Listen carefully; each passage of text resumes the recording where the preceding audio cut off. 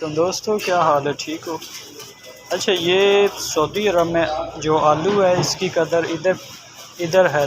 पाकिस्तान में तो खेतों में पड़े होते, कोई उठाता नहीं। अभी ये देखो 8 रियाल का ये कीस मिलता है जिसमें तकरीबन 1.5 kg और 2 kg वाला कीस होता है। और ये इधर देखो लहसुन वगैरह पड़े हुए हैं।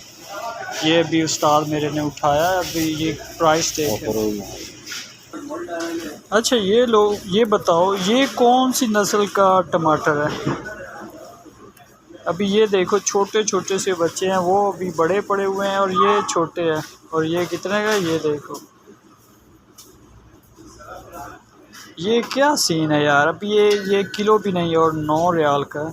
अच्छा, और ये बताओ ये जो हम लगाते नहीं है, वो क्या कहते हैं खेतों में मक्की वगैरह, और जो मक्की पड़ी होती है उसमें से वो निकलते हैं, हम तो उसे कहते हैं पाद बेड़े।